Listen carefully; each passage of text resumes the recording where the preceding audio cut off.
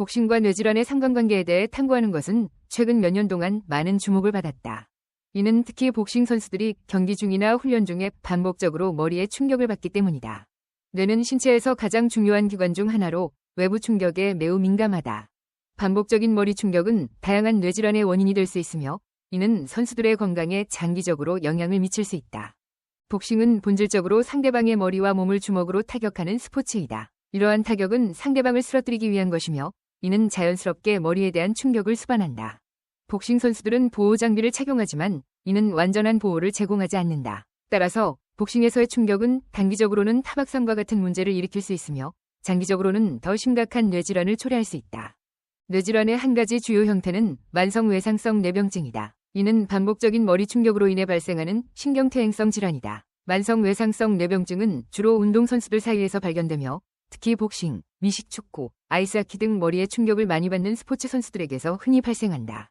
이 질환의 증상으로는 기억력 상실, 우울증, 충동 조절 문제, 공격성 증가 등이 있다. 이러한 증상은 시간이 지남에 따라 점점 더 심각해질 수 있으며 결국 치매와 같은 중증 뇌질환으로 이어질 수 있다.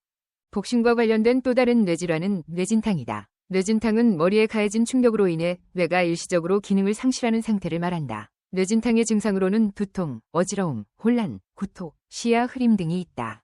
복싱 선수들은 경기 중이나 훈련 중에 반복적으로 뇌진탕을 겪을 수 있으며 이는 장기적으로 뇌에 큰 영향을 미칠 수 있다. 반복적인 뇌진탕은 만성외상성 뇌병증의 위험을 증가시키며 심각한 경우에는 영구적인 뇌 손상을 초래할 수 있다. 복싱과 뇌질환의 상관관계를 이해하기 위해서는 많은 연구가 필요하다. 현재까지 진행된 연구들은 복싱이 뇌에 미치는 영향을 명확히 보여주고 있으며 이는 선수들의 건강을 보호하기 위한 정책 수립의 기초가 되고 있다.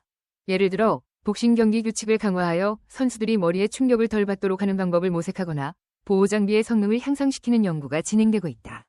복싱 선수들의 건강을 보호하기 위한 또 다른 방법은 경기 후의 의료검사와 치료를 강화하는 것이다. 뇌진탕이나 기타 뇌질환의 초기 증상을 빠르게 감지하고 치료하는 것은 장기적인 뇌 손상을 예방하는 데 중요하다. 선수들이 경기 후에도 정기적으로 의료검사를 받고 필요할 경우 적절한 치료를 받도록 하는 시스템이 필요하다. 이는 선수들의 건강을 보호할 뿐만 아니라 스포츠 자체의 안전성을 높이는 데도 기여할 것이다. 복싱과 뇌질환의 상관관계에 대한 연구는 아직 초기 단계에 있다. 그러나 현재까지의 연구 결과는 복싱이 뇌에 미치는 부정적인 영향을 명확히 보여주고 있다. 이를 바탕으로 복싱 선수들의 건강을 보호하기 위한 다양한 정책과 방법이 모색되고 있으며 이는 궁극적으로 스포츠의 안전성을 높이는 데 기여할 것이다. 복싱은 많은 사람들이 즐기는 인기 있는 스포츠이지만 선수들의 건강을 보호하는 것이 무엇보다 중요하다. 이를 위해 지속적인 연구와 정책 수립이 필요하다. 복싱 선수들은 경기 중 반복적인 머리 충격을 받게 되며 이는 다양한 뇌질환의 원인이 될 수 있다. 이러한 뇌질환은 선수들의 건강에 큰 영향을 미치며 장기적으로 심각한 문제를 초래할 수 있다. 따라서 복싱과 뇌질환의 상관관계를 이해하고 이를 바탕으로 선수들의 건강을 보호하기 위한 정책과 방법을 모색하는 것이 중요하다. 이는 선수들의 건강을 보호할 뿐만 아니라 스포츠 자체의 안전성을 높이는 데도 기여할 것이다. 복싱은 많은 사람들이 즐기는 인기 있는 스포츠이지만 선수들의 건강을 보호하는 것이 무엇보다 중요하다. 이를 위해 지속적인 연구와 정책 수립이 필요하다. 복싱과 뇌질환의 상관관계는 다양한 요인에 의해 복잡하게 얽혀 있다. 예를 들어 선수의 연령, 경기 경력, 타격의 강도와 빈도 등이 중요한 변수로 작용한다. 젊은 선수일수록 경기 경력이 짧을수록 그리고 타격의 강도와 빈도가 낮을수록 뇌질환의 위험이 상대적으로 낮을 수 있다. 그러나 이러한 요인들이 상호작용하면서 개별 선수의 뇌질환 위험을 결정하게 된다. 특히 주목해야 할 점은 복싱 선수들이 뇌질환의 초기 증상을 쉽게 간과할 수 있다는 것이다. 두통, 어지러움, 피로감 등은 일상생활에서 흔히 경험할 수 있는 증상이기 때문에 선수들이 이를 심각하게 받아들이지 않을 수 있다. 그러나 이러한 증상들이 반복적으로 나타난다면 이는 뇌질환의 초기 신호일 수 있으므로 즉각적인 의료검진이 필요하다. 복싱과 뇌질환의 상관관계를 더욱 깊이 이해하기 위해서는 다양한 연구 방법이 필요하다. 예를 들어 장기간에 걸친 추적 연구를 통해 복싱 선수들의 뇌 건강 상태를 지속적으로 모니터링하는 것이 중요하다. 이러한 연구는 선수들의 경기 경력과 뇌질환 발병 사이의 인과관계를 명확히 밝히는 데 도움이 될 것이다. 또한 선수들의 뇌 영상을 통해 뇌의 구조적 변화를 관찰하는 연구도 필요하다.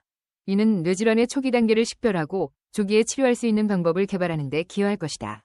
복싱 선수들의 뇌질환을 예방하기 위해서는 교육과 인식 제고가 중요하다. 선수들뿐만 아니라 코치, 의료진, 가족들도 뇌질환의 위험성과 초기 증상에 대해 잘 알고 있어야 한다. 이를 위해 다양한 교육 프로그램과 캠페인을 통해 뇌질환의 위험성을 알리고 조기에 발견하고 치료할 수 있는 방법을 교육할 필요가 있다. 결론적으로 복싱과 뇌질환의 상관관계는 매우 중요한 연구 주제이며 이를 바탕으로 선수들의 건강을 보호하기 위한 다양한 정책과 방법이 모색되고 있다. 복싱은 많은 사람들이 즐기는 인기 있는 스포츠이지만 선수들의 건강을 보호하는 것이 무엇보다 중요하다. 이를 위해 지속적인 연구와 정책 수립이 필요하며 선수들의 건강을 보호하기 위한 교육과 인식 제고가 필요하다.